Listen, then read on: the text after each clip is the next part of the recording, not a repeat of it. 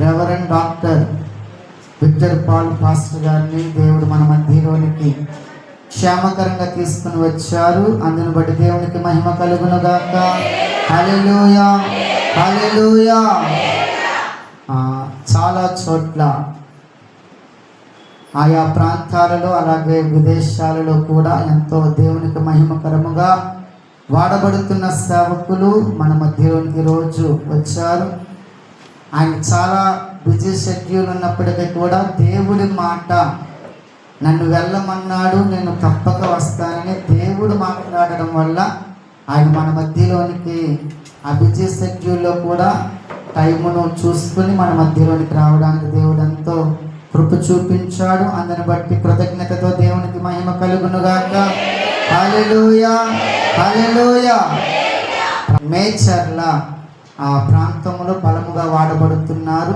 వాక్యంలోనికి వెళ్ళే ముందు ఒక్క 10 నిమిషాలు మన మధ్యలో ఉన్న యేసురత్నం తాతయ్య గారు వచ్చి మీటింగ్స్ అందిస్తారు. తదుపరి సేవకులకి నేను సమయాన్ని ఇస్తాను. ఆయన స్తుతి ఆరాధన చేసి మరలా మన వాక్యంలో నడిపిస్తారు. స్తుతి ఆరాధనలో పక్షున్నారు దర్శనం కాబట్టి ప్రతి ఒక్కరు కూడా మెలకువగా ఉండి దేవుని ఆరాధించవలసిందిగా కోరుకుంటున్నాను. యేసు తాతయ్య గారు పరిపెట్టిన పుస్తకంలో అందరూ చెప్పండి.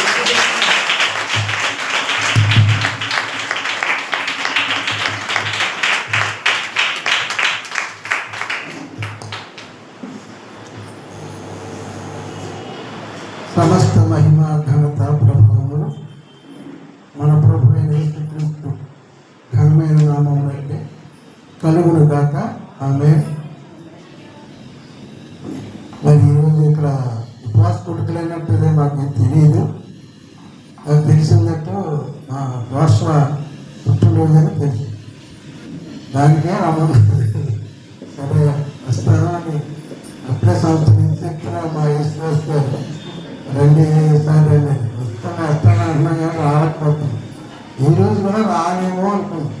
అంటే నేను వాతావరణం బట్టి కారణము సరిగా లేదు. 9 గంటలకు టిఫిన్ అయిన తర్వాత చూస్తే కొంచెం తగినట్టు కనపడుతుంది, వెళ్తాను. మళ్ళీ రాత్రి మాకు మళ్ళీ కూడుకుంది. సరే మంచిది బిడ్డలారా, దేవుని యొక్క మహాకృపను బట్టి మరి దేవుడు యేసుదాసుని ప్రేమించి ఒక మందిరాన్ని ఏర్పాటు చేశాను. ఇది స్లాబ్ వేసినప్పుడు మాత్రం వచ్చాను. అప్పుడు దీనికి చుట్టూరు కట్టారు వలలాంటిది, అంతవరకు తెలుసు. తర్వాత రాలేదు. రండి రండి అని అంటున్నారు మనవడు గారు. సరే వస్తాను బాబు ఎదుసారి అనుకుంటున్నాను. కానీ ఏంటంటే ఇక రాలేను అనేటువంటి పరిస్థితి నాకు ఏర్పడింది అనమాట. నా వయసు 71 సంవత్సరం. వాహనాలు తోలడానికి కూడా కొంచెం భయంగానే ఉంటుంది అన్నమాట. అంచేత ఎక్కడికి రాలేమో, ఇదో కాలం చివరిసారేమో చెప్పండి. అంతే ఆయన ఇష్టం లేదు కదా, అంతా ప్రభు ఆయన ఇష్టం. సరే మరి గనులైనటువంటి దైవజనులు మరి మన మధ్యలో ఉన్నారు. వారికి సమయాన్ని ఇవ్వాలి. మనం ఎన్నైనా చెప్పవచ్చు. మా మనవడు గారు మనవడు మా అబ్బాయి జోషువా కొరకు 2 మాటలు చెప్పి నేను ముగిస్తాను. పరిశుద్ధ గ్రంథంలో నుండి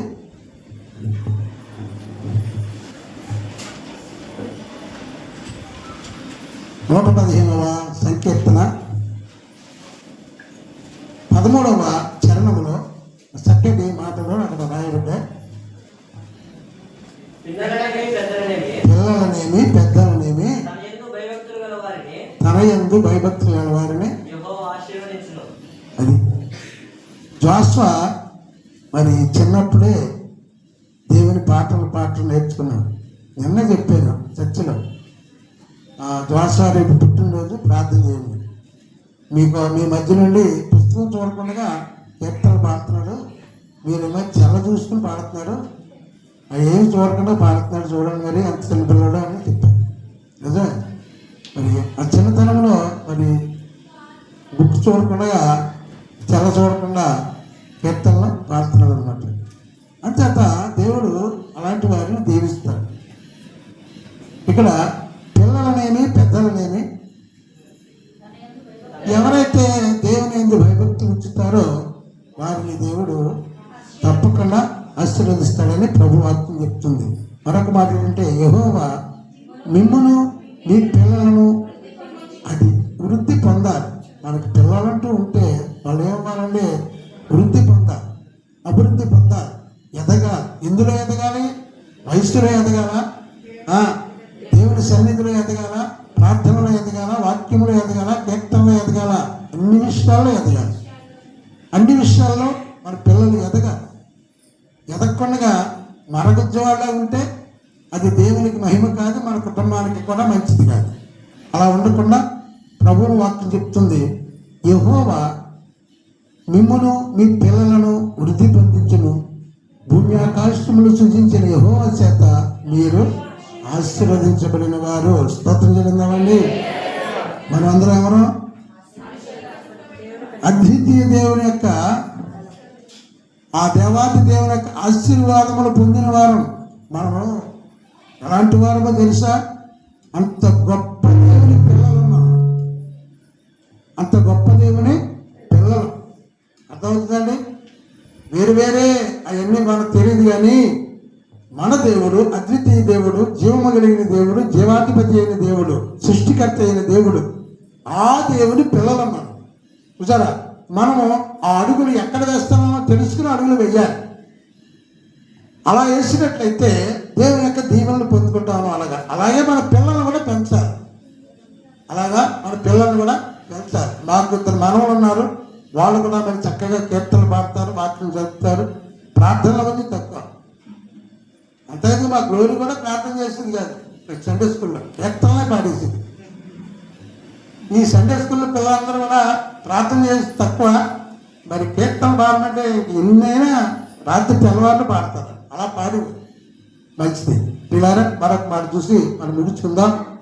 యెషయా గ్రంథం 59వ అధ్యాయంలో 21వ వచనములో ప్రభు చెప్తున్నారు, మీరు వారితో చేయి నిబంధన ఇది, మీ మీదనున్న నా ఆత్మయు. అది కూడా చూసారా, దేవుని యొక్క ఆత్మ శక్తి ఉంటేనే కానీ ఆ చిన్నపిల్లవాడైనా పెద్దవాడైనా ప్రభు మాట చెప్పడం, ప్రభు వాక్యాన్ని చెప్పడం, ప్రభు కీర్తనలు పాడడం, ప్రార్థన చేయడం.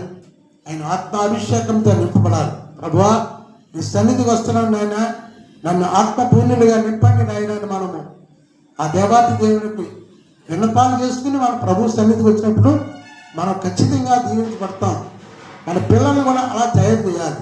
మనం ఏది తిన్నా, ఏది త్రాగినా దాని కొరకు కూడా మనము చిన్న ప్రార్థన చేసుకుని దాన్ని సేవించడం అలవాటు చేసుకోవాలి. ఇక్కడ అంటున్నారు, మీ మీదనున్న నా ఆత్మయు, నేను నీ నోట నుంచిన మాటలను, నీ నోట నుండి, నీ పిల్లల నోట నుండి, నీ పిల్లల పిల్లల నోట నుండి ఈ కాలము మొదలుకుని ఎల్లప్పుడూ తొలగిపోవు అని సృష్టికర్త అయిన దేవుడే చెప్తా ఉన్నారు. స్తోత్రం. పిల్లరా, అంత గొప్ప దేవుడు. చూసారా, పిల్లల పిల్లల పిల్లలు మన పిల్లలే కాదు. చూసారా, ఎందుకంటే దేవుడిని ప్రేమించే వారికి 1000 తరముల వరకు ఆయన కరుణిస్తానని వాగ్దానం చేసిన దేవుడు, ఎంతైనా నమ్మదగిన దేవుడు. అంతే, మన పిల్లలతోనే అయిపోకూడదు. మన పిల్లల పిల్లల పిల్లల పిల్లలు కూడా ఆశీర్వదించబడాలి, దీవించబడాలి. వారు కూడా యేసయ్యను నమ్ముకోవాలి, ఆయన రాజ్యాన్ని పొందుకోవాలి. అలాంటి కృప పొందుకోవాలని మనం ప్రార్థన చేయాలి. మన పిల్లలతోనే ఆగిపోకూడదు. పిల్లారా, ఇక్కడ చెప్తున్నారు చూసారా, నీ నోట నుండి, నీ పిల్లల నోట నుండి, నీ పిల్లల పిల్లల నోట నుండి ఈ కాలము మొదలుకుని ఎల్లప్పుడూ తొలగిపోవు అని యెహోవా అద్వితీయ దేవుడు చెప్తున్నారు. పిల్లారా, అలాగే మన పిల్లలను మనము నేర్పితే వారు ఏమవుతారంటే పెద్దవారైనప్పుడు దాని నుండి తొలగిపోరు. చూసారా, యోహాను గారు పుట్టినప్పుడట సంతోషం కలిగిందట. బాప్తీసు ఇచ్చే యోహాను గారు పుట్టినప్పుడు సంతోషం కలిగిందట. ఎందుకంటే ఆయన పిల్లలు లేరు, జకరియా గారికి, ఎలిజబెత్ గారు. కానీ మరి వారు వృద్ధాప్యంలో పిల్లలు కన్నప్పుడు వారందరికీ సంతోషం కలిగింది. అంతేకాదు ఆ దేవాతి దేవుడు ఒక గొప్ప కృప ఏంటంటే సృష్టికర్త అయిన దేవునికే ఆ యోహాను గారు బాప్తీసు ఇచ్చారు. పిల్లలు ఎంత గొప్ప ధన్యత. చూసారా, ఎలిజబెత్ మరి జకర్యా గారు కూడా ఆ బిడ్డను బట్టి ఎంతో ధన్యుడు. అలాగే మన పిల్లలు కూడా ఒక గొప్ప కార్యాలు మనం చేస్తే ఆ గొప్ప కార్యాలను బట్టి మన కుటుంబానికి ఒక ఆశీర్వాదము కలుగుతుందని ప్రభు వాక్యం మనకు తెలియపరుస్తుంది. పిల్లరా, మనము ఆశీర్వదించబడామని ప్రజలు కూడా తెలుసుకోవాలట. అక్కడే చూడండి, ఆ 60వ అధ్యాయంలో 9వ వచనములో జనములలో వారి సంతతి తెలియబడినట్లును జనముల మధ్యను వారి సంతానము ప్రసిద్ధి నందును వారు యెహోవా ఆశీర్వదించిన జనమని వారిని చూసిన వారందరూ ఒప్పుకుంటారు. స్తోత్రం. యేసయ్యను నమ్ముకున్నారు వీళ్ళు. యేసయ్యను నమ్ముకున్న తర్వాత వీరిని దేవుడు దీవించాడు, ఆశీర్వదించాడు, ఆరోగ్యం ఇచ్చాడు, ఐశ్వర్యం ఇచ్చాడు, కృపించాడు, నిత్య జీవానికి వారసులుగా చేశారని తెలుసుకోవాలి ప్రజలు. అలాంటి కృప దేవాతి దేవుడు మనకి ఇవ్వబోతూ ఉన్నాడు. ప్రియులారా, నిజం. సరే, మరొకసారి చదవండి ఆ మాట. ఎవరైనా 60 అధ్యాయము 60 కాదు, 61:9. 61.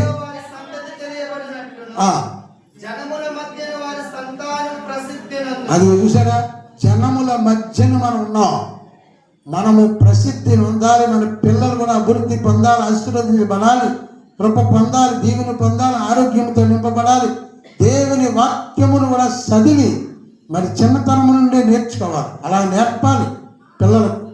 అన్నీ నేర్పాలి. ప్రార్థన నేర్పాలి, వాక్యం నేర్పాలి, కీర్తించడం నేర్పాలి, ఆరాధన చేయడం నేర్పాలి, అన్నీ నేర్పాలి. నేర్పినప్పుడు వాడు దాని నుండి తొలగిపోడాడు. దేని నుండి? ఆ యొక్క వాక్యాల నుండి కానీ, ప్రార్థన నుండి కానీ, కీర్తన నుండి కానీ వాడు తొలగిపోడు. వాడు నానాటికి దాన్ని బట్టి అభివృద్ధి చెందుతాడు. ప్రియులారా, అలాగని ప్రభు ఇక్కడ చెప్తున్న మాట ఏంటంటే, వారు యెహోవా ఆశీర్వదించినని జనమని వారిని చూసిన వారందరూ ఒప్పుకోవాలి. మనల్ని చూసిన వారందరూ కూడా వీరు యేసయ్యను నమ్మన క్రితం ఇలాగుండేవారు, యేసు ప్రభుని నమ్మిన తర్వాత ఇలాగా అభివృద్ధి పొందారు, ఆశీర్వదించబడ్డారని ఎవరు చెప్పాలి? అన్య జనాంగము మన కొరకు చెప్పాలి. స్తోత్రం. అలా చెప్పినప్పుడే దేవుని యొక్క బిడ్డలు మరి కొత్త వారిని మనం నడిపించడానికి మనము వారికి ప్రోత్సాహం కలిగించేవారం అవుతాం. మనం ఎలాగున్నవారు అలాగే ఉన్నట్లయితే యేసయ్యను నమ్ముకున్న వారికి ఏం కలిగింది అనేటువంటి మాట మన ద్వారా రాకూడదు. అలా వచ్చింది అంటే ఏం జరుగుతుంది? మనలో సరైనటువంటి ఆరాధన క్రమము లేదు.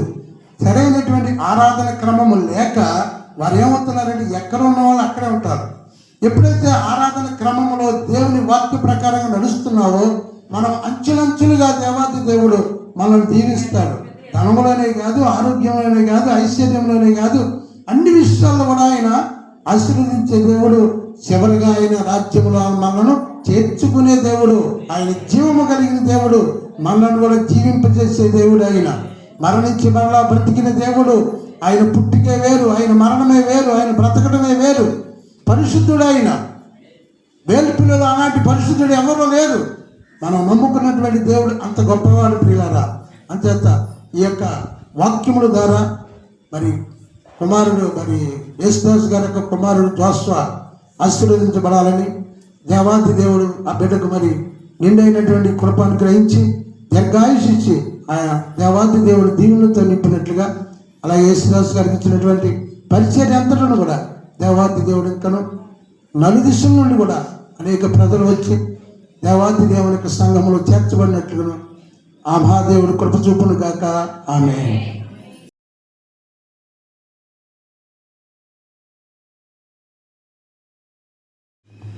హల్లెలూయా, హల్లెలూయా. తన దాసులను నిలవబెట్టుకుని ఆశీర్వాదకరమైన మాటలు మనకు బోధించిన దేవునికి మహిమ కలుగును గాక. హల్లెలూయా, హల్లెలూయా, హల్లెలూయా. చక్కటి శుభాలు అందించిన దైవ సేవకులు తాతయ్య గారు రత్నయ్య గారికి ప్రభు పేరిట వందనాలు తెలియజేస్తున్నాను. ఆయన ఆరోగ్యం కొరకు ఇంకా మీరు ప్రార్థించండి. ఆయన సంఘము కొరకు విస్తరించుట కొరకు కూడా దేవుడు కృప చూపాలని ప్రార్థన చేయవలసిందిగా కోరుతూ ఉన్నాను. ఒకే సమయాన్ని పోనివ్వక దైవ సేవకులు మన మధ్యలోకి ఆహ్వానించి దైవ సేవకులకి మనము సమయాన్ని ఇద్దాం. హైదరాబాద్ నుండి మన మధ్యలోనికి వచ్చిన reverend doctor Victor Paul pastor గారిని బలిపీఠం మీదకి ప్రేమతో ఆహ్వానిస్తున్నాం. చప్పట్లు కొడుతూ దేవుని మహిమపరుస్తూ ఆహ్వానించుదాం.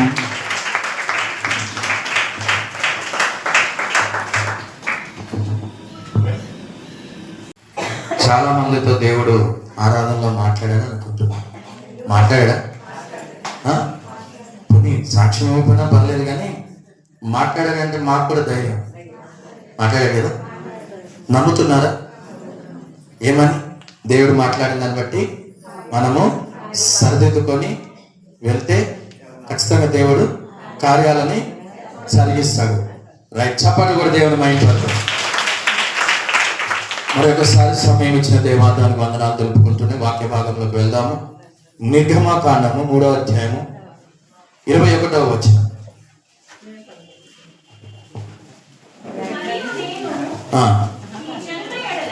ఈ చెనుల ఎడల కనుక ఏమంటున్నాడు? మీరు వెళ్ళినప్పుడు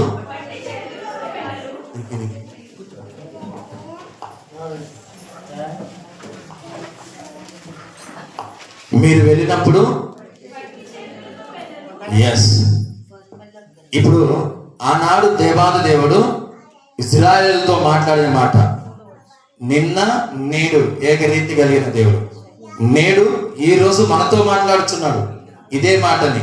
ఏమని? మీరు వెళ్ళినప్పుడు. నమ్ముతున్నారా? నమ్ముతున్నారా? చప్పట్లు కూడా దేవుని మహిమ. మనం వెళ్ళినప్పుడు ఒట్టి చేతులతో వెళ్ళట్లేదు. అయితే నేను వచ్చిన తర్వాత ప్రభువా బిడ్డలకి ఏంటి నీ ఆత్మీయ ఆహార వర్తమానాన్ని ఎలాగా ఏం అందించాలని అన్నప్పుడు ఆరాధనలో ఏదైతే జ్ఞాపకం చేశాడో అది అంతకుముందు కూడా చేశాడు. అలాగే ఇదే 3వ అధ్యాయంలో మొదటి నుంచి చూసుకుంటాం. నిర్గమకాండం 3:1 నుంచి చూద్దాం. తన మామ మందను మేపుచు ఆ మందను అరణ్య అవతలకు తోలుకొని దేవుడి పర్వతమైన హోరేమునకు వచ్చెను. ఒక పొద నడిమినే అగ్ని జ్వాలల్లో యెహోవా దూత అతనికి ప్రత్యక్షమాయెను. అతడు చూసినప్పుడు అగ్ని వలన ఆ పొద మండుచుండెను గాని పొద కాలిపోలేదు. అప్పుడు మోషే ఆ పొద ఏల కాలిపోలేదో నేను ఆ తట్టు వెళ్ళి ఈ గొప్ప వింత చూచేది అనుకోలేను. దానిని చూచుటకు అతడు ఆ తట్టు వచ్చుట యెహోవా చూచెను. ఒక మాట మాట్లాడాడు. ఏంటనంటే, ఒకవేళ ఇశ్రాయేలు జనాంగం లాంటి మీరు బాధలతో, వేదనతో, శోధనతో హృదయాల్లో నలిగిపోతూ మూలుగుతూ బాధపడుతుంటే స్వస్థత కావడానికి, విడుదల కావడానికి దేవుడు చూడట్లేదా అని మనం అనుకోవచ్చు. ఆ ఇశ్రాయేలు జనాంగం అనుకున్న రీతిగా అనుకున్న దాన్ని బట్టి ఈ మందిరంలోనైనా యాచకుల్లోనైనా మీలోనైనా మన దేవుడు లేడని అనుకోవద్దు. ఒక గొప్ప మాట ఏమన్నాడంటే, చూడండి అసలు వీళ్ళకి పరిచయమే లేని వ్యక్తి నేను తీసుకొచ్చి ఇక్కడ నేను నిలబెట్టాను కదా. కొన్ని మాటలు దేవుడు చెప్పేటప్పుడు పరిచయం ఉన్న వ్యక్తులు తీసుకొస్తే, అటు సేవకులకు పరిచయం ఉన్న వాళ్ళు వచ్చినా, మీకు పరిచయం ఉన్న వాళ్ళు వచ్చినా, ఈ ఊరి గురించి పరిచయం ఉన్న వాళ్ళు వచ్చినా, ఒకవేళ మనం మంచి వాళ్ళమే, ఆడున్నాడు కదా అబద్ధికుడు, లేదు మీ సేవకుడు ఆయన స్నేహితులు, లేదు మీ సంఘంలో విశ్వాసుల పాస్టర్ గారు స్నేహితులు, మీ సంగతులన్నీ తెలుసు కాబట్టి వచ్చేది నిలబడి చెప్పారు, మీరు వినొద్దు అంటాడు. ఇది సామాన్యంగా జరిగేదే ఇది. అందుకే దేవాదేవుడు ఏం చేశాడంటే, తెలియని వ్యక్తిని తీసుకొచ్చి ఇక్కడ నిలబెట్టి మీతో మాట్లాడించాడు. నిజమేనా? ఇది నిజమేనా? చప్పట్లు కూడా దేవుని మైండ్ పడతాం. అందుకే మోషేతో మాట్లాడిన దేవుడు ఏంటనంటే, మోషేతో మాట్లాడిన దేవుడు మాతో కూడా మాట్లాడి, ఇశ్రాయేలు లాంటి జనాంగమైన నా బిడ్డలు అక్కడ కొంతమంది బాధలో ఉన్నారు, వేదలో ఉన్నారు, ఇరుకుల్లో ఉన్నారు, ఇబ్బందులో ఉన్నారు. భక్తి పరులే. ఆరాధన అన్నది ఏంటంటే భక్తి పరులే, ప్రార్థనా పరులే. అదొక్కటి ఉంటే సరిపోదు మనకి. అది ఒక్కటి ఉంటే సరిపోదు. దేవుని మాట వినాలి, ఎలాంటిదైనా లేఖనానుసారంగా వినాలి అన్న మాటని వినాలి. దేవుని తట్టు తిరగాలి. గుర్తుందా? దేవుని తట్టు తిరగాలి, దేవుని మాట వినాలి. అలా వింటే అద్భుతాలు మనం చూస్తాము, ఆశ్చర్యమైన కార్యాలని చూస్తాము. ఆయన పక్షపాతి కాదు, ఆయన పక్షపాతి కాదు. అందుకే ఎఫెసీయుల 6 అదే అంటాడు. ఏమన్నాడంటే ఆయన అందరి పట్ల ఒకటే న్యాయమును తీర్చేటటువంటి వాడు, ఏ ఒక్కరి పట్ల పక్షపాతం చూపించేవాడు కాదు. సేవకులైన మాకైనా మీకైనా మనందరికీ రూల్స్ అండ్ రెగ్యులేషన్స్, ఆజ్ఞలు ఒకటే. దేవుడు చెప్పిన మాటకు నిలబడాలి, లోబడాలి. నీ విశ్వాస జీవితంలోనైనా, నీ ఆత్మీయ జీవితంలోనైనా, మా సేవా జీవితంలోనైనా, పరిచర్య జీవితంలోనైనా, శిష్యునిక జీవితంలోనైనా, ఏ ఒక్కలైనా సరే కాక దేవుని మాటకు లోబడాలి, దేవుని మాట వినాలి. వినకపోతే ఉన్నామా, నడుస్తున్న జీవితం అది దేవుని కూడా ఇష్టం ఉండదు. అందుకే యోహాను సువార్తలో కూడా అంటాడు, ఏమని? మీరు బహుగా ఫలిస్తేనే కానీ నాకు మహిమ రాదు. ఇక్కడ ఏమంటున్నాడు? మీరు బహుగా ఫలిస్తేనే కానీ. ఏ పేదవాళ్ళుగా ఉండడం దేవునికి ఇష్టమా? కొంచెముతో ఉండడం దేవుడికి ఇష్టమా? కొద్ది ఆశీర్వాదాలతో ఉండడం దేవునికి ఇష్టమా? నువ్వు లెక్క పెట్టుకుంటా పోతూ ఉంటే ఆయన ఇస్తూ ఉంటాడు. ఎప్పుడు తెలుసా? ఆయన మాట వినేటట్టు ఉంటే, ఆయన తట్టు తిరిగేటట్టు ఉంటే, ఆయన ఆజ్ఞలు ప్రతి ఒక్కటి గైకొనేలాగా ఉంటే అద్భుతాలు చేసే దేవుడు మన. ఎందుకంటే అమ్మా నా ఒక్క మాట విను, అయ్యా నా ఒక్క మాట విను, నువ్వు అన్నిట్లో వర్ధిల్లుతున్నావు కదా, నువ్వు అన్నిట్లో వర్ధిల్లుతున్నావు కాబట్టి ఈ ఒక్క మాట కూడా విను, నేను ఇంకా వర్ధిల్లింప చేస్తా. ఆ ఒక్క మాట ఏంటనేది దేవుణ్ణి అడుగుదాము, తెలుసుకుందాము, వెళ్దాము. దేవుని సన్నిధిలో నిలబడి ఆ ఒక్క మాట కూడా వింటూ ముందుకెళ్తే అద్భుతాలు ఏమి లేదు. ఆ లేఖనానుసారంగా చెప్పిన ప్రతి ఆజ్ఞను గైకొనాలి. ఏమైండాలి? ప్రతి ఆజ్ఞను గైకొనేలాగా ఉండాలి. ఆ మాటలు మనం వినేలాగా ఉండాలి. అందుకని మోషేతో చెప్తున్నాడు, మోషేని పిలిపించుకున్నాడు. అక్కడ గొర్రెల మందను కాసుకుంటూ ఉంటే పొద్దులో ఏంటంట, అద్భుతంగా ఆయనకి అగ్ని రగులుతుంటే అక్కడికి వెళ్ళాడు. వెళ్ళిన తర్వాత అక్కడ జరగబోయేది ఏంటి తెలుసా? చూద్దాం ఒకసారి రండి. దానిని చూచుటకు 4వ వచనం. దానిని చూచుటకు అతడు ఆ తట్టు వచ్చిన యెహోవా చూచెను. దేవుడు ఆ పొద నడుమ నుండి మోషే మోషే అని అతనిని పిలిచెను. అందుకతడు చిత్తము ప్రభువా అనెను. అందుకు ఆయన దగ్గరకు రావద్దు, నీ పాదముల నుండి నీ చెప్పులు విడుము, నీవు నిలిచి ఉన్న స్థలము పరిశుద్ధ ప్రదేశము అనెను. ఒక్క నిమిషం. ఏమంటున్నాడంటే అందుకు ఆయన దగ్గరకు రావద్దు, నీ పాదముల నుండి నీ చెప్పులను విడుము. అప్పటి వరకు మోషే బాగా గుర్తుపెట్టుకోవాలి. ఇదే ఎఫెసీయుల 6లో ఏమంటాడు తెలుసా? ఏమంటాడు? నీ పాదములకు చోళ్ళు తొడుక్కొని కదా. ఇక్కడ ఏమంటున్నాడు? నీ పాదములకున్న ఏంటి తేడా? ఏంటి తేడా? ఎస్, పరిశుద్ధత. హత్య చేస్తున్నాడు మోషే, హత్య చేస్తున్నాడు. దేవుని బిడ్డే, దేవుని పిలుపు మీద వచ్చిన బిడ్డని, దేవుని ఏర్పాటు చేసుకున్న బిడ్డని, దేవుని పని జరిగించాల్సిన ఒక ప్రవక్త, నాయకుడు కాబోతున్నాడు. ఇల్లంతటిలో నమ్మకంగా ఉండబోయేవారు కాబోతున్నాడు. 6 లక్షల జనాంగమైనటువంటి ఆయన బిడ్డలని, గొర్రెల్ని మేపే నాయకుడుగా ఉండబోతున్నాడు. ఎంతైనా కానీ కాక అప్పుడు అక్కడ దేవుని దగ్గరికి మాట్లాడడానికి వెళ్తుంటే పాదములకు చెప్పులు తీసే ఇది పరిశుద్ధ స్థలము. ఇక్కడ ఆ దానికి అర్థం ఏంటంటే నీవు హత్య చేస్తున్నావు, సర్దిద్దుకో, ఒప్పుకో, విడిచిపెట్టో. అహంభావం ఉండకూడదు, గర్వం ఉండకూడదు. చెప్పులు దేని కూడా అహంభావానికి, గర్వానికి సాదృశ్యం. అవునా కదా? ఇప్పుడు నేను ఎంత సేవకుని బాగానే ఉంది, నేను ఇంట్లో కింద ఇక్కడ అంటే పరిశుద్ధ స్థలం కాబట్టి నేను సాక్స్లు వేసుకొని ఏదో వచ్చే మామూలుగా నేను కిందికి వెళ్తా, షూ వేసుకుంటా. అయ్యగారు నాకు కొంచెం ప్రార్థన చేయండి అన్నాక అట్లా కుర్చీలో కూర్చొని నేను షూ వేసుకొని కాళ్ళ మీద కాలేసుకొని ఊపుకుంటూ ఉంటే రామ్మ ప్రార్థన చేస్తానంటే నీకేమనిపిస్తుంది? ఏమనిపిస్తుంది? ఎంత గొప్ప సేవకులమైన ఏదైనా ఇదేంది, చెప్పులు ఉన్నాయింది కాళ్ళకి, ఇంత అహంభావమా? దేనికి సాదృశ్యం అది? అందుకనే అది తీసేయమంటున్నాడు. మనలో కూడా, విశ్వాసుల్లో కూడా, సేవకుల్లో కూడా ఆత్మీయ జీవితంలో వెళ్తున్నప్పుడు ఆ అహంభావాన్ని తీసేసి మన కుటుంబాల సంఘ సమాజంలో సమాధానముతో ప్రేమతో ఉండాలి.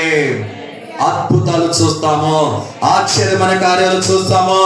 అందుకే మోషేతో చెప్తున్నాడు, మోషే నీ పాదములకు ఉన్నటువంటి చెప్పులు తీసి అవతల పడేయ్, ఇది అతి పరిశుద్ధమైన స్థలము. మరియు ఆయన నేను నీ తండ్రి దేవుడను, అబ్రహాము దేవుడను, ఇస్సాకు దేవుడను, యాకోబు దేవుడను అని చెప్పగా మోషే తన ముఖమును కప్పుకొని దేవుని వైపు చూడను. మరియు యెహోవా ఇట్లనెను, నేను ఐగుప్తులోనున్న నా ప్రజల బాధను నిశ్చయముగా చూచితిని. ఏం చెప్తున్నాడు మోషే? ఏం చెప్తున్నాడు? మోషే నేను ఇక్కడ పిలిపించుకున్నది నీ కొరకు, నేను వచ్చి నిరీక్షణ కలిగి చూస్తున్నది ఈ యొక్క సినాయి పర్వతం మీద నేను ఇక్కడ కాలుతూ మొత్తం మీద నేను అగ్ని పొదలో నేను ఉండి చేస్తున్నది నేను రప్పించింది ఎందుకు తెలుసా? ఐగుప్తులో నా బిడ్డలు, నా వాగ్దాన సంతానము బాధల్లో ఉన్నారు. ఇప్పుడు చెప్పండి, మీ అందరి బాధలు దేవుడు చూడలేదా? మీ అందరి బాధలు దేవుడు గమనించలేదా? గమనించాడు. కాబట్టి అసలు మీరేంటో, మీ పట్టణం ఏంటో, మీ సంఘం ఏంటో తెలియదు నాకు. నువ్వు వెళ్ళాలి అని అంటే బిడ్డలు అడిగినా నేను చెప్పాను, నాకు దేవుడు చెప్పాలి, నేను రావాలి అన్నప్పుడు దేవుడు అన్నాడు, ప్రవచన రీతిగా మాట్లాడినప్పుడు ఇమ్మీడియట్ గా వెళ్ళాల్సి వస్తుంది అని అంటే నేను ఇంత ఇమ్మీడియట్ గా అనుకోలేదు. సో బాగా గుర్తుపెట్టుకోండి, ఐగుప్తులో ఉన్నటువంటి వారి బాధను చూసి దేవుడు దృష్టించి నా బిడ్డల బాధలో ఉన్నారు నువ్వు వెళ్ళాలి అని అన్నప్పుడు, అక్కడ నాకు నా బిడ్డల బాధలో ఉన్నారు నువ్వు వెళ్ళాలి అని అన్నప్పుడు ఆయన మాట నేను విన్నానా లేదా? కాబట్టి వచ్చిన దేవుడు ఇప్పుడు మీకు చెప్తున్న మాట ఏంటి? నాకు ఒక మాట చెప్పాడు వెళ్ళాలి అని, వచ్చా మీకు ఒక మాట ఇస్తున్నాడు. ఏంటి? ఆయన మాట వినేలాగా, ఆజ్ఞలు గైకొనేలాగా ఉండాలి. ఉంటారా? ఆయన మాట విన్నాను కాబట్టి ఇక్కడికి వచ్చా. మీకు చెప్పాడు దేవుడు, నా మాట వినమును, మరి వింటారా? నేను ఇక్కడికి వచ్చేసరికి ఇప్పటిదాకా బాగా చప్పట్లు కూడా మోకాలు వేసి కన్నీరు కాచి బలవంతంగా మేము చెప్పేది కాదు. ఆయన మాట నేను విన్నాను, మరి అదే మాట మీకు చెప్పినప్పుడు మీరేం చేయాలి? ఏం చేయాలి? విన్నారని నేను నమ్ముతున్నాను. అద్భుతాలు చూడబోతున్నారు. మళ్ళా మీరే అందరూ కలిపి మనల్ని పిలిపించుకోవాలా? అద్భుతాలతో, ఆశ్చర్యమైన కార్యాలతో సాక్ష్యాలు ఇవ్వాలి. చెప్పబడే దేవుని మహిమ పలుకుతాము. ఏం ఆ మాటలు? నిర్గమకాండములో 20లో చెప్పిన పదార్థాలు గైకొన్నాడు. మీరు ఆ పదార్థాలు ఏమన్నా ఏది తూచి తప్పకుండా గుర్తుపెట్టుకోండి. నీ తల్లిదండ్రులు సన్మానించు, నీ ఆత్మీయ తల్లిదండ్రులు సన్మానించు, నీ పరమ తల్లిదండ్రులైన దేవుని సన్మానించు. ఓకే, నీ ఇంటిని, భర్తని ప్రేమించు. ఉంటాయమ్మా కోపాలు, తాపాలు, వేదనలు, శోధనలు ఎన్నో ఉంటాయి. ఒకటి గుర్తుపెట్టుకోండి, భక్తి పరులుగా మనం ఇక్కడ ఉంటున్నాము, ఇంటికి వెళ్తున్నాము. ఒకవేళ నీ బిడ్డలతో, భర్తతో, కుటుంబ వ్యక్తులతో ఎవరితో శోధన వచ్చింది, మరి నీ భక్తి పరురాలన్న భక్తి నీకు బయటికి రావాలంటే ఎలాగా? దేవుడు నన్ను అన్నాడు, నీ సమస్తం వదిలిపెట్టి రా అన్నాడు. వచ్చా నేను గొప్పగా వాడుకుంటా అన్నాడు. సరే ప్రభు అని వదిలిపెట్టి వచ్చా. వచ్చిన తర్వాత కూర్చున్నాక ఈ 21 వరకు నేను చెప్పాను వేదంతో, శోధనతో 100-100 మంది అయిపోయాక, ఆ తర్వాత మందిరం కట్టుకుని 4 సంవత్సరాలు ఇంత గొప్పగా ఇన్ని ఊర్లో అది అయిపోయింది.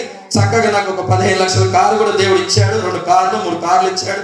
శిష్యులు ఉన్నారు, అన్నీ ఉన్నాయి. ఇప్పుడు నాకు ఏముంది? నేను మంచిగా నాకు అన్నీ ఉన్నాయి కదా, తిని కూర్చొని ఉంటే నేను ఇక్కడికి వచ్చేవాడినా? ఎక్కడ పడతాడు, ఏం చేస్తాడు, ఎక్కడ మొత్తుతాడు. నేను తిని కూర్చోవడానికి కాదు నేను పిలిచింది, నా మాట విని నా ఆజ్ఞను గైకొన్నా. అలాగే అలా వచ్చాను కాబట్టే, విన్నాను కాబట్టే దేవాది దేవుడు నాలోకి వచ్చి ఆ భక్తి పరవశముతో అన్ని అద్భుతాలు చేసుకుంటున్నాడు. మీరు కూడా వచ్చి విన్న తర్వాత శోధన ఉన్నా, బాధ ఉన్నా, మౌనముగా ఉన్న ప్రేమ కనపరుస్తూ నువ్వు కన్నీరు విచ్చి మారే వరకు నువ్వు భక్తిని పరవచ్చు. దెబ్బకు మారిపోతున్నారు, దెబ్బకు మారుతారు. భక్తి అంటే క్రియలు అదే. బిడ్డల గురించి, భర్త గురించి, అప్పుల గురించి, అనారోగ్యం, ఇవన్నీ కామని అపవాదు పెడతాడు. మరి మనం భక్తి పరులని ఈ సన్నిధిలో దేవుడు ఉన్నారని ఆ యాచకుల ద్వారా మిమ్మల్ని బలపరుస్తున్నారు. మీరు భక్తులని రాగానే చూసి చెప్పా, ఏం భక్తి పరులు నిజంగా మోకాలు వేసి కన్నీరు కారుస్తారు. ఇదే కన్నీరు నీ శోధన గురించి ఎందుకు నువ్వు చెయ్యవు? ఇదే కన్నీరు నీ భర్త గురించి ఎందుకు చేయవు? ఇదే కన్నీరు నీ భార్య గురించి, ఇదే కన్నీరు నీ మారణ జీవితం గురించి, ఇదే కన్నీరు నీ అనారోగ్యం గురించి, ఇదే కన్నీరు నీ అప్పుల గురించి చేసిన తర్వాత దేవుని సన్నిధికి రా, సాక్షిగా ఉండు. నువ్వు వర్తిలో కొలత దేవుని కూడా గుప్పిళ్ళు విప్పి సాక్షి నిలబడి పికిరిగా చప్పట్లు కూడా దేవుని మైపడు. నీ దేవుడు మన దేవుడు మన గురించి ఆలోచించినప్పుడు మరి దేవుడి గురించి మనం ఎందుకు ఆలోచించకూడదు చెప్పండి? నువ్వు కట్టుకున్న భర్త ఉన్నాడు కదా, నువ్వు ఎన్నో చేస్తూ ఉంటావు, ఎంతో ఇస్తూ ఉంటావు, ఎన్నో చేస్తావు, ఇంట్లో ఎన్నో పనులు చేస్తావు, ఓపికతో చేస్తావు కదా. అన్ని చేసిన ఒక్కసారి నా గురించి నువ్వేం చేస్తున్నావు అనేసరికి నీకు ఏమనిపిస్తుంది? ఏమనిపిస్తుంది? మరి దేవుడు అడగడా? నీ ప్రధాన భర్త అడగడా? మన ప్రధాన యాజకుడు అడగడా? నీకు ఇన్ని చేశాను, నువ్వు నాకేం చేశావు అని అడిగితే నువ్వేం చెప్తావు చెప్పు? మోషే చంపేయాలనుకున్న నిన్ను బతికించా, హత్య చేసిన నిన్ను చంపేయాలని తీసుకొస్తే పారిపోయి నువ్వు ఇక్కడికి వస్తే ఇద్దరు దగ్గర నేను కాపాడాను. అసలు నువ్వు బంధువులే లేరని పారిపోయి వచ్చిన నీకు ఒక మంచి భార్యనిచ్చా, బిడ్డల్నిచ్చా, ఇన్ని నీకు చేసావు ప్రభా. నీ కోసం నేను వచ్చి ఇక్కడ ఎదురు చూస్తున్నా. వచ్చావు, చేసావు, బానే ఉంది. ఇప్పుడు నా కోసం నువ్వేం చేస్తావు? ఏం చేయాలి చెప్పు? అదే చెప్తున్నాడు. ఏం చేస్తావు? ఐగుప్తుకి వెళ్ళి నేర్పించాను కదా నీకు. ఐగుప్తులో ఏం జరుగుతుందో నేర్పించా, ఐగుప్తులో ఏం జరుగుతుందో నేర్పించా, ఐగుప్తులో ఏముందో నీకు చూపించా, ఐగుప్తులో ప్రతిదీ నీకు తెలుసు.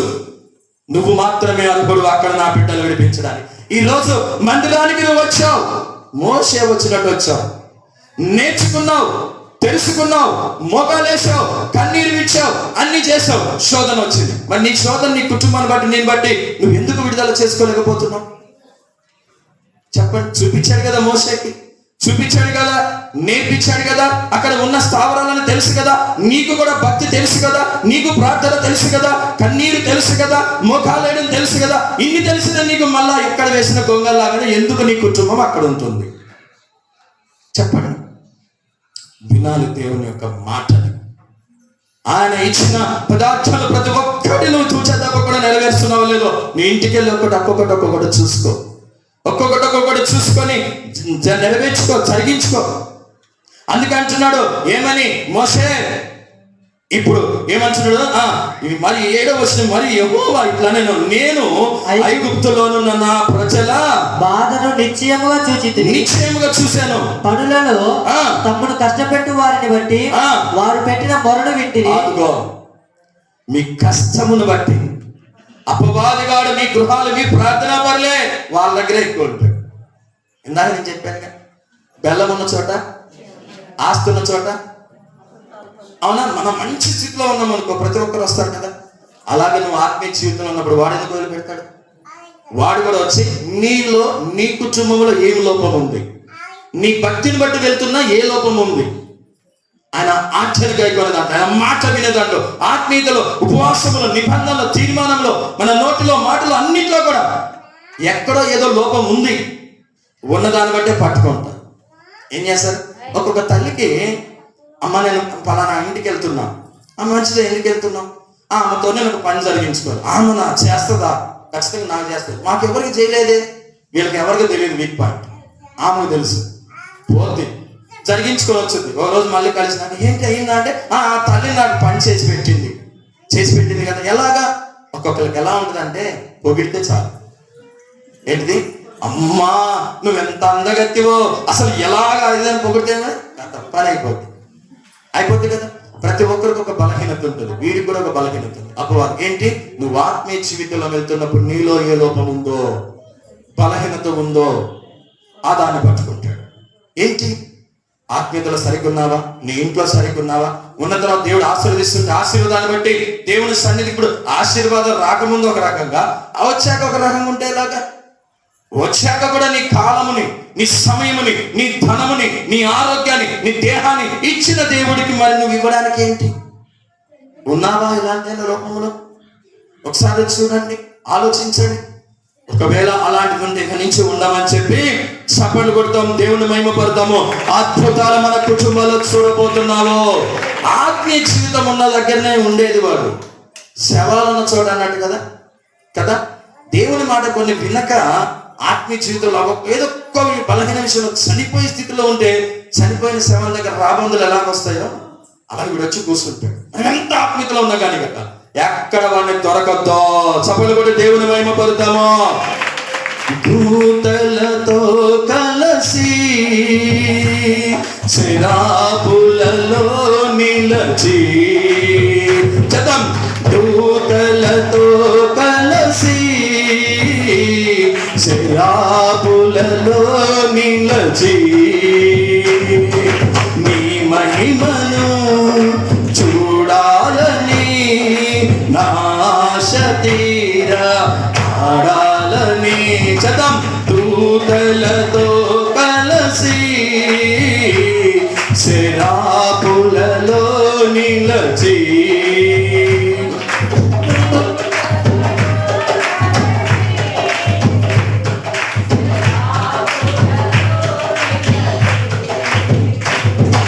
నీ మహిమను చూడాలని నాశ తీరా పాడాలని నీ మహిమను చూడాలని నాశ తీరా పాడాలని ఆరాధించాలని ఆస్వాదించాలని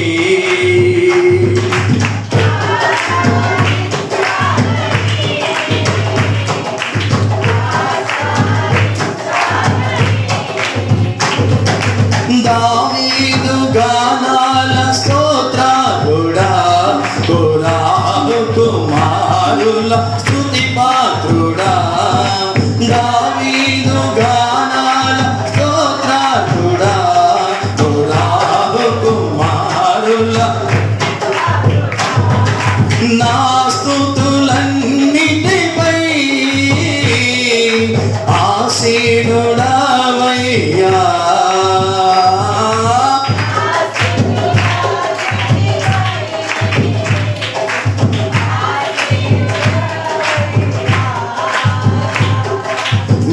మహిమను చూడాలని మాస తీరా పాడాలని చదం నీ మహిమను చూడాలని మాస తీరా పాడాలని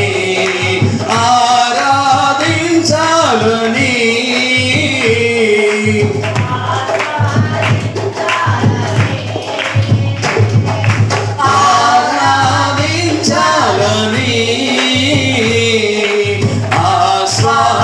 ఆస్వాదించాలని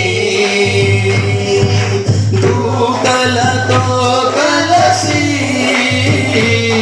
శరాపులలో నిలచి దూతలతో కలసి శరాపులలో నిలచి నీ మహిమను చూడాలని నాశ తీరా పాడాలని నీ మహిమను చూడాలని నాశ తీరా పాడాలని వేవేల దూతలు నిన్ను పాడగా అఖండ స్వరములే ధ్వనించగా వేవేల దూతలు నిన్ను పాడగా అఖండ స్వరములే ధ్వనించగా ఆ మందిరమందా ధూమము చేనిండగా మనయి ఆ మందిరమందా ధూమము చేనిండగా నీ మహిమను చూడాలని నాశ తీరా పాడాలని నీ మహిమను చూడాలని నాశ తీరా పాడాలని దూతలతో కలసి శరాపులలో నిలచి దూతలతో కలసి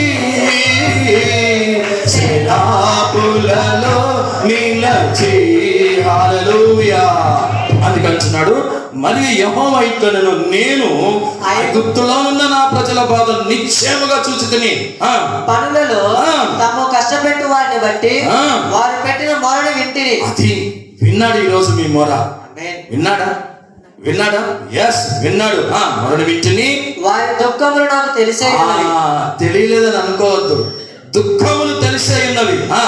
కాబట్టి ఐగుప్తీయుల చేతిలో నుండి వారిని విడిపించుటకును ఆ దేశంలో నుండి విశాలమైన మంచి దేశములకు అనగా కనానీయులకు, హిత్తీయులకు, అమోరీయులకు, పెరిజీయులకు, హివ్వీయులకు, యెబూసీయులకు నివాస స్థానమైన పాలు తేనెలు ప్రవహించే దేశములకు వారిని నడిపించుటకు దిగివచ్చి ఉన్నాను.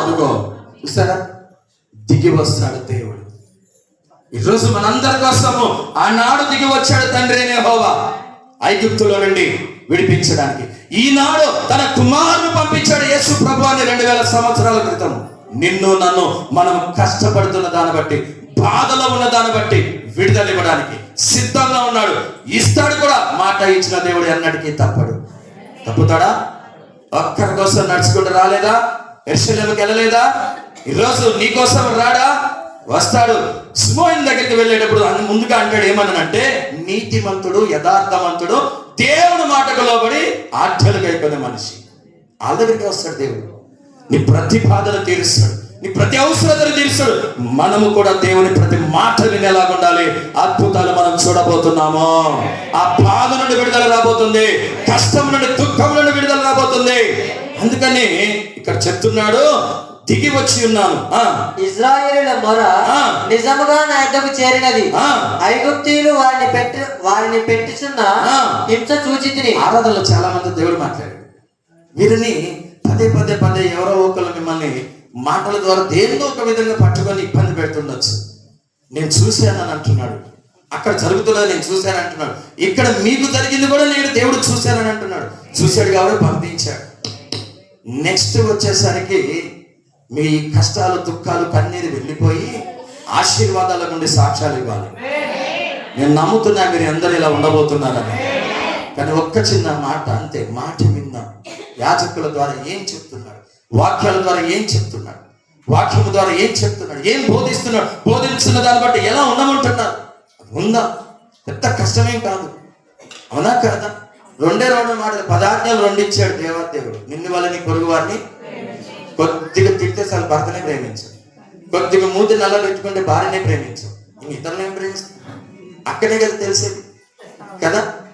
మీరు బాగా పాపం డబ్బులు ఉన్నప్పుడు అప్పు చేసే పిల్లలకు మంచి సూట్లు, బూట్లు అన్నీ ఇప్పిస్తారు. అది లేనప్పుడు చూడండి ఏమంటారు? వింటారా? ప్రేమిస్తారా? భలే ఉన్నారు, మా ఫ్రెండ్ వాళ్ళ అమ్మ చూడు, మా ఫ్రెండ్ వాళ్ళ నాన్న చూడు, పోల్చి ఇబ్బంది పెడుతున్నారు కదా. చూడండి. కానీ మన దేవాది దేవుడు అలా కాదు.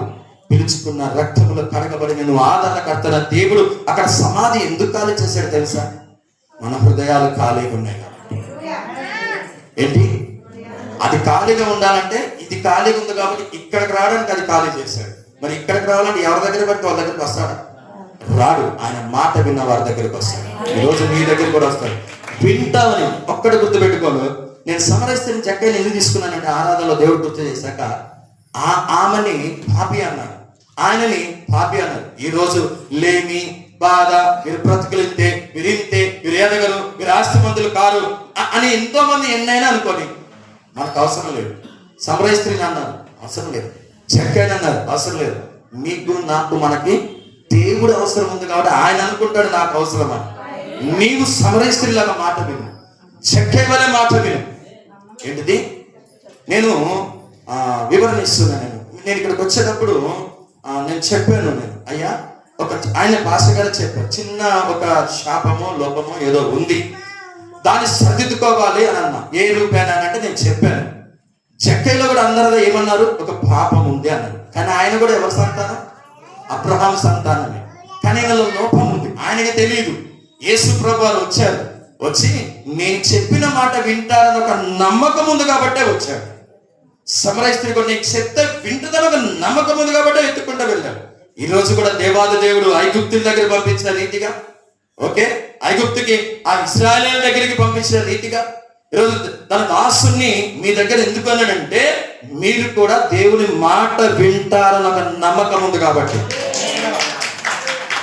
అది అది వింటాడని ఒక నమ్మకం ఉంది కాబట్టి చెక్క ఏంటో త్వరగా తిరిగి వచ్చాడు, ఇంటికి తీసుకెళ్ళాడు, ఆతిథ్యం ఇచ్చాడు. అన్ని అయిపోయాక ఆత్మలో పరవశం అయిపోయాక మెలకు కలిగి తన సంపాదనలో అంతా కూడా దేవుడికి ఇవ్వాల్సింది, జనులకు ఇవ్వాల్సింది ఏదైతే ఉందో దాచిపెట్టింది దాన్ని తీసి అక్రమ కింద చెల్లించినాక నీకును అబ్రహాము సంతానమే అన్నాడు. చపలబడి దేవుడు అయిపోతాం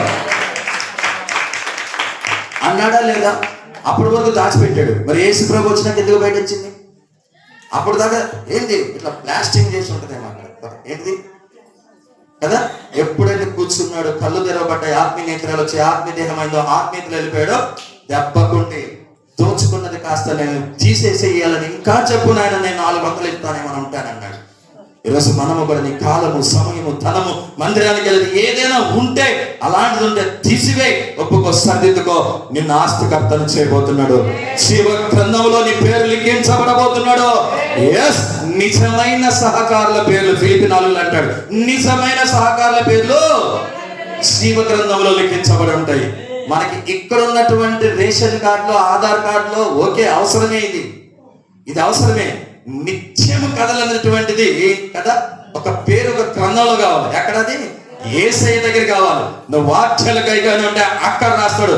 మలాకిలా కూడా అదే అంటాడు, అక్కడ రాస్తాడు. రాస్తే సజీవ లెక్కలో మనం యుగ యుగాల వరకు ఉంటాము. చప్పటి దేవుని మహిమపడతాము కదా. దేవుని ఆజ్ఞలు కైకొన్నాము. అందుకే మోషే నిశ్చయముగా ఇశ్రాయేలు మన నిజముగా నా యొద్దకు చేరినదే, ఐగుప్తులు వారిని పెట్టుచున్న హింస సూచితిని రమ్ము, నిన్ను ఫరో యొద్దకు పంపెదను, ఇశ్రాయేలీయులైన నా ప్రజలను నీవు ఐగుప్తు నుండి తోడుకొని పోవడనని. అందుకు మోషే, నేను ఫరో యొద్దకు వెళ్ళుటకును ఇశ్రాయేలీయులను ఐగుప్తుల నుండి తోడుకొని పోవుటకును ఎంతటి వాడనని దేవుడితో అనగా, ఆయన నిశ్చయముగా నేను నీకు తోడయ్యుందును. నిశ్చయముగా నేను నీకు తోడయుండును. నేను నిన్ను పంపించుటకు ఇది నీకు సూచన. నీవు ఆ ప్రజలను ఐగుప్తుల నుండి తోడుకొని వచ్చిన తర్వాత మీరు ఈ పర్వతము మీద దేవుని సేవించదరని. మోషే, చిత్తగించుము, నేను ఇశ్రాయేలులకు వెళ్ళి వారిని చూచి మీ పితరుల దేవుడైన దేవుడు మీ యొద్దకు నన్ను పంపెనని వారితో చెప్పగా, వారు ఆయన పేరేమి అని అడిగిన వారితో నేనేమి చెప్పబడినని దేవుడిని అడిగాను. అందుకు దేవుడు, నేను ఉన్నవాడను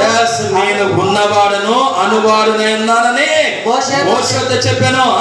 మరియు ఆయన ఉండునను వాడు మీ యొద్దకు నన్ను పంపెనని నీవు ఇశ్రాయేలుతో చెప్పవలెను. మరియు దేవుడు మోషేతో ఇట్లనెను, నీ పితరుల దేవుడైన యెహోవా అనగా అబ్రహాము దేవుడు, ఇస్సాకు దేవుడు, యాకోబు దేవుడైన యెహోవా మీ యొద్దకు నన్ను పంపెనని నీవు ఇశ్రాయేలుతో చెప్పవలెను. నిరంతరము నా నామము ఇదే, తరతరములకు ఇది నా జ్ఞాపకార్థ నామము. నీవు వెళ్ళి ఇశ్రాయేలు పెద్దలను పోగు చేసి నీ పితరుల దేవుడైన యెహోవా అనగా అబ్రహాము, ఇస్సాకు, యాకోబుల దేవుడు నాకు ప్రత్యక్షమై నడెను. నేను మిమ్మల్ని ఐగుప్తులో నుండి మీకు సంభవించిన దానిని నిశ్చయముగా చూచితిని. ఐగుప్తు బాధలో నుండి పాలు తేనెలు ప్రవహించి దేశములకు అనగా కనానీయులు, హిత్తీయులు, అమోరీయులు, పెరిజ్జీయులు, హివ్వీయులు, యెబూసీయులు ఉన్న దేశములకు మిమ్మల్ని రప్పించేదని సెలవించుతారని వారితో చెప్పము. వారు అసలైంది 18 వారు నీ మాట విందురు కనుక నీవును ఇశ్రాయేలు పెద్దలను ఐగుప్తు రాజు వద్దకు వెళ్ళి. చూడండి, వారు నీ మాట విందురు కనుక. ఈరోజు ఎందుకు పంపించాడు?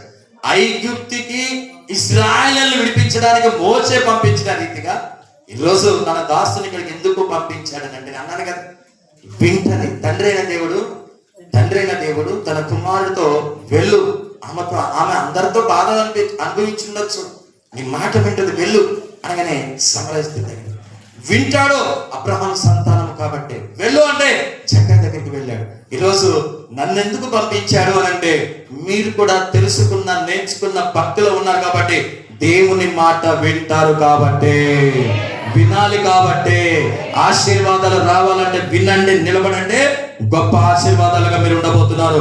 వారు నీ మాట విందురు కనుక నీవును ఇశ్రాయేలు పెద్దలను ఐగుప్తు రాజులకు వెళ్ళి అతన్ని చూచి ప్రియుల దేవుడైన యెహోవా మాకు ప్రత్యక్షమాయెను గనుక మేము అరణ్యములకు 3 దినములు ప్రయాణాంతము దూరము పోయి మా దేవుడైన యెహోవాకు బలిని సమర్పించదమని సెలవిమ్మని అతనితో చెప్పవచ్చు. ఇంకొకటి ఏంటి తెలుసా అసలు రహస్యం? ఇప్పుడు ఆ ఎగిప్తు అటువంటి ఫరో రాజు దగ్గరికి ఇప్పుడు మోషేను పంపించిన తర్వాత బాగా గుర్తుపెట్టుకోవాలి, ఇశ్రాయేలీయులు మాట వింటారన్న ఒక నమ్మకం ఉంది కాబట్టి పంపించారు, కాబట్టి విన్నారు కాబట్టి శత్రువుకి చుక్కలు చూపించాడు.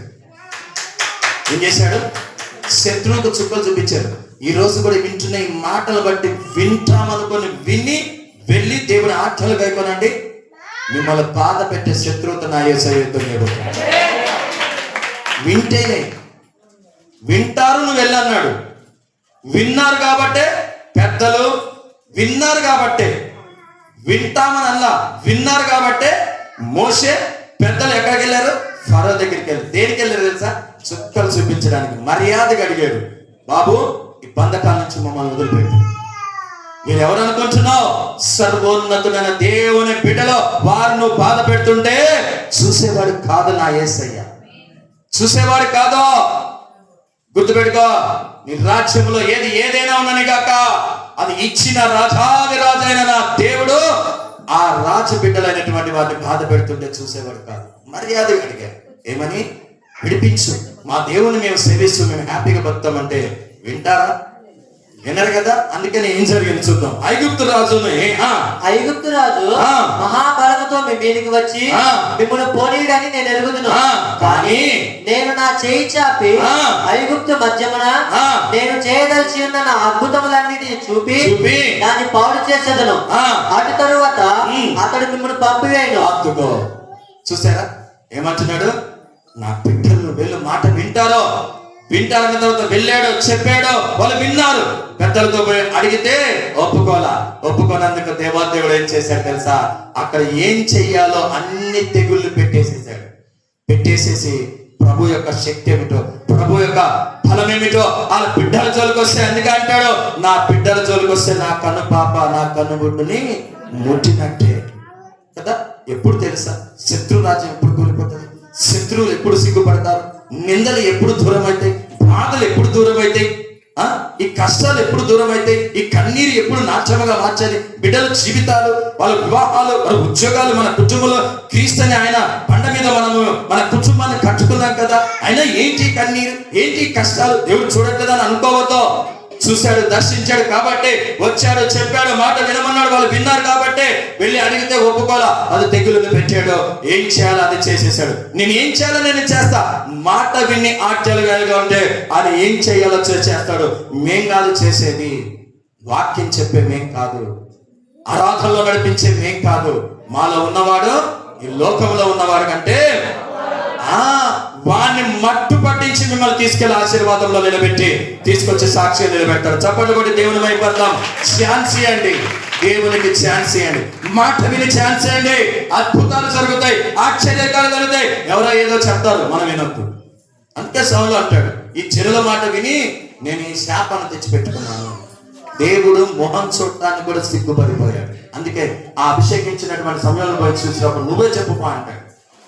అప్పటి వరకు మాట్లాడిన దేవుడు ఏం చేస్తాడు? మాట వినకపోవడం వలన ప్రవక్తను పంపించేసి ఏ ప్రవక్త అయితే చెప్పాడో అభిషేకించాడో ఆయన ద్వారా చెప్పేస్తాడు. బాబు నువ్వు దేవుని మాట విన్నంత సేపు నువ్వు తలగా ఉన్నావు. ఇప్పుడు నువ్వు దేవుని మాట వినలేదు కాబట్టి దేవుని నీ దగ్గర నుంచి దూరం అయిపోయావు. ఈ చెరుల మాట వినడం వలన శాపాన్ని తెచ్చుకొని పెట్టుకున్నావు. కాబట్టి ఇక నీ దగ్గర ఉండట్లేదు అనగానే వెళ్ళిపోయాను. దేవుని ఆత్మ వెళ్ళిపోయాడు. ఎంత భక్తి పరవశంలో మనం ఉన్నా కానీ దేవుని దగ్గర ఉన్నప్పుడు దేవుని మాటలు మనం వింటే మన పక్షమున యుద్ధం జరిగించేసి విడుదల స్వస్థత జరిగిస్తాడు. అందుకే అంటున్నాడు, ఐగుప్తు రాజు మహాబలంతో మీ మీదకి వచ్చి మిమ్మల్ని పోనీయుడు కానీ నేను ఎరుగుదును, కానీ నేను చెయ్యి చాపి ఐగుప్తున నేను చేయదలిచిన అద్భుతములన్నిటిని చూపి దాన్ని పాడు చేసేదను. అటు తరువాత అతడు మిమ్మల్ని పంపివేయి. మరియు నేను ఈ జనుల ఎడల ఇప్పుడు చెప్తున్నాడు, ఇక పంపివేస్తాడు. ఈ జనుల ఎడల ఐగుప్తీయులకు కటాక్షము కలుగజేసేదును గనుక మీరు వెళ్ళినప్పుడు వట్టి చేతులతో వెళ్ళరు. మాట వింటానని అనుకుని వెళ్ళి మాట వింటే ఎక్కడికి వెళ్ళినా, ఏ పనికి వెళ్ళినా, ఏ ఉద్యోగ వ్యాపారం, నీ బిడ్డలు చదువులు, ఉద్యోగాలు, వ్యాపారాలు, ఎక్కడికి వెళ్ళినా మిమ్మల్ని ఉట్టి చేతులతో నా యేసయ్య పంపించడు. ఒట్టి చేతులతో పంపించడు. పంపిస్తాడా? పంపించడు. మాట విన్నాడు కదా, చెప్పాడు. మోషే విన్నాడు, వెళ్ళాడు, మాట విన్నాడు, చుక్కలు చూపించాడు. ఏమైంది? విడుదల వచ్చింది. ఇప్పుడు వెళ్ళేటప్పుడు ఉట్టిగా వెళ్ళట్లా. ఎలా వెళ్తున్నారు చూసుకొని ముగించుకుందాం. ప్రతి స్త్రీ తన పొరుగు దానిని, తన ఇంట నుండి దానిని, వెండి నగలను, బంగారు నగలను, వస్త్రములను ఇమ్మని అడిగి తీసుకొని మీరు వాటిని మీ కుమారులకు, మీ కుమార్తెలను ధరింపజేసి ఐగుప్తీయులను దోచుకుంటున్నాను. బిగ్గిరిగా చప్పట్లు కొట్టి దేవుని మైపడతాము. ఎంత దోచుకున్నాడో ఇంతవరకు అపవాది మీ సొత్తుని, ఎంత దోచుకున్నాడో అపవాది మీ ఆశీర్వాదాన్ని, ఎంత దోచుకున్నాడో మీ ఐశ్వర్యాన్ని, ఆరోగ్యాన్ని, మీ బిడ్డల వివాహాలు కాక, గర్భఫలాలు లేక ఎంత దోచుకున్నాడో నాకు తెలియదు. కానీ పంపించిన మోసే మాట విన్నట్టుగా, పంపించిన దినదాసుని మాట కనుక దేవుడే చెప్పాడని మీరు వింటే, దేవుడు ఆజ్ఞలు గాయకుంటే, దోచుకున్న దానికంటే 100 రెట్లు యేసయ్య మీకు ఇప్పించబోతున్నాడు. బిగిరిగా చప్పట్లు కొట్టి దేవుని మహిమ పడతాము. చూసారా? ఒట్టి చేతులతో పంపించేవాడు కాదు మన దేవుడు. ఒట్టి చేతులతో పంపించేవాడు కాదు. అందుకే అంటున్నాడు, చక్కగా చెప్తున్నాడు, మీరు వాటిని మీ కుమారులు, మీ కుమార్తెలకు ధరింపచేసి అయిపోవచ్చు. అయ్యో అందరికీ ఇప్పుడు అది కూడా కాక ఇంకోటి ఏంటి తెలుసా? ఇంకేం బంగారం అయ్యారు? బంగారం గురించి చెప్తున్నారు మీరు. 1,20,000 అయింది. అదే 10,000 20,000 తులం వచ్చి ఉన్న తాకట్లోది మేము తీసుకురాలేకపోతున్నాం, కొత్తది ఎడగంటారు అనుకోవచ్చు. మనకు అసాధ్యము. సర్వోన్నతుడైన దేవుడికి సర్వకృపానిధివి,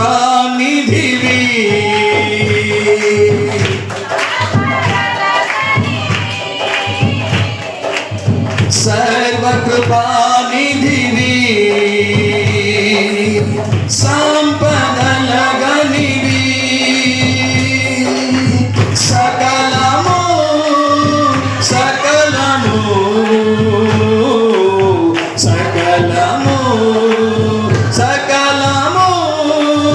చేయగల నీవైనా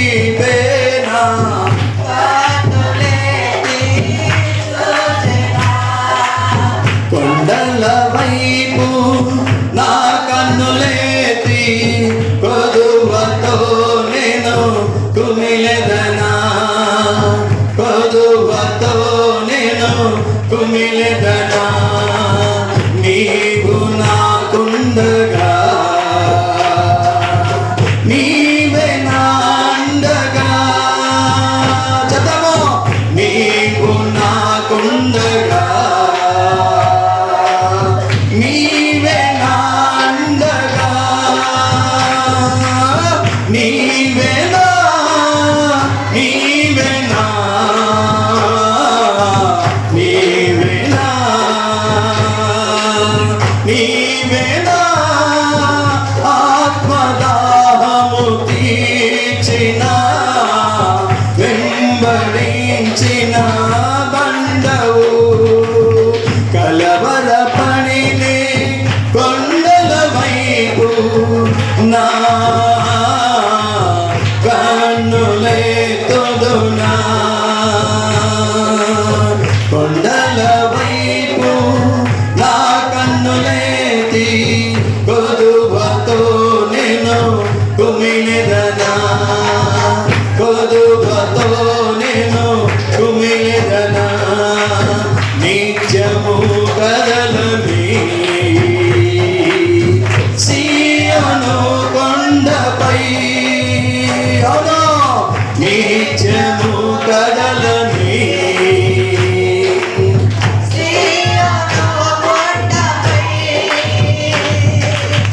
యేసయ్యా, యేసయ్యా, యేసయ్యా, యేసయ్యా, నీదు ముఖము చూచుచు పరవశించి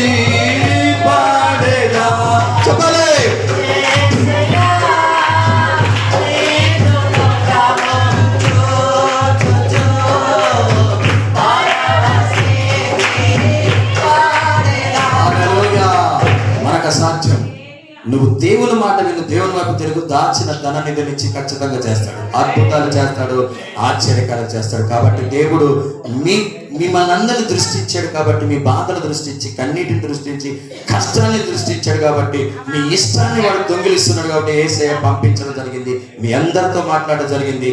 బంధకాల్లో ఉన్నటువంటి, ఐగుప్తులో బంధకాలు ఉన్నటువంటి తన బిడ్డను చూసి దర్శించాడు కాబట్టి, మోషేను పంపించిన రీతిగా తన దాసును పంపించాడు కాబట్టి అక్కడ అంటున్నాడు మోషేతో, నువ్వు వెళ్ళు, అన్న మాట వింటారు అన్నాడు.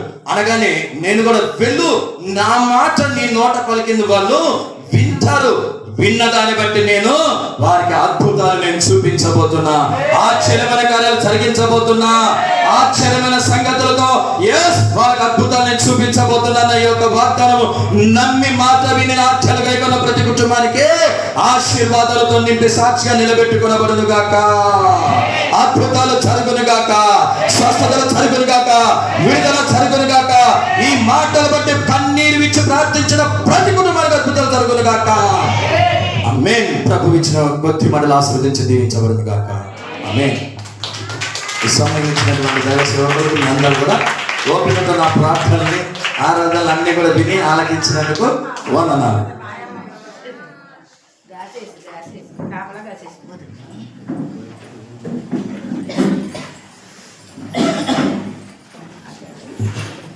హల్లెలూయా, హల్లెలూయా. దేవునికి మహిమ కలుగును గాక.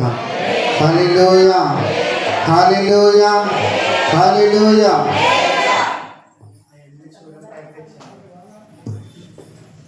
ఒక్క పావు గంటలో మొత్తం ప్రార్థన ముగించబడుతుంది. ఈరోజు మా యొక్క కుమారుడు జాషువా బర్త్డే, చిన్న కేక్ కటింగ్ ఉంది, అది అయిన అనంతరం ప్రేమ ముందు తీసుకుని మన గృహాలకు వెళ్తాం. దేవుడు తన దాసులను నిలవబెట్టుకుని చక్కటి వాక్యాన్ని మనకు అందించాడు. నీ బాధను చూచి ఉన్న దేవుడను, ఆ బాధను తీసివేయుటకు నేను నీ వద్దకు వచ్చి ఉన్నాను. స్తోత్రం కలుగును గాక. హల్లెలూయా, హల్లెలూయా, హల్లెలూయా. ప్రతి క్షణము, ప్రతి నిమిషం, ఏ స్థలమందైనా, ఏ స్థితిలోనైనా మనము పడుతున్న బాధ, కష్టం, శోధన, ఇరుకు, ఇబ్బందులను కనిపెడుతున్న దేవుడు, జాగ్రత్తగా పరిశీలిస్తున్న దేవుడు. మనము చేయు ప్రార్థన ద్వారా నిశ్చయముగా ఆయన క్షేమాన్ని ఇచ్చేవాడై ఉన్నారు. మన ప్రయాస ప్రభువునందు ప్రయాస కాదని పౌలు భక్తుడు సెలవిస్తున్న ప్రకారం నువ్వు చేస్తున్న ప్రార్థనలు, నీవు ఉంచుతున్న విశ్వాసం ఈరోజు కాకపోతే రేపైనా గొప్ప పంటను కోయడానికి దేవుడు కృప చూపును గాక. ఈరోజు వాక్యం ద్వారా మాట్లాడిన దేవునికి మహిమ కలుగును గాక. చక్కటి వాక్యాన్ని అందించి ఆరాధన మన బలపరిచిన దైవ సేవకులు reverend doctor Victor Paul pastor గారికి ప్రభు పేరిట వందనాలు తెలియజేస్తున్నాము.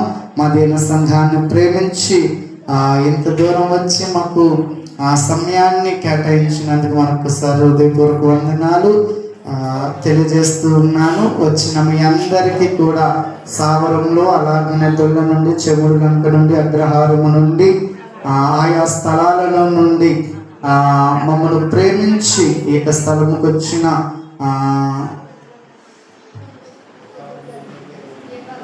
వేరువరం నుంచి కూడా వచ్చారు. మీ అందరికీ కూడా ప్రభు పేరట వందనాలు తెలియజేస్తూ ఉన్నాను. హల్లెలూయా, హల్లెలూయా, హల్లెలూయా, హల్లెలూయా. అయితే ప్రార్థన అయిపోయిన తర్వాత అయ్యగారు ఒక్కొక్కరికి ప్రార్థన చేస్తూ ఉంటారు.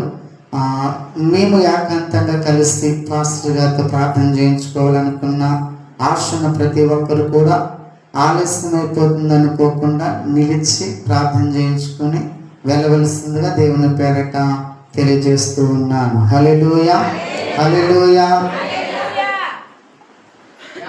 ప్రార్థనకి వస్తే దేవుడు ఖచ్చితంగా మాతో మాట్లాడతాడు.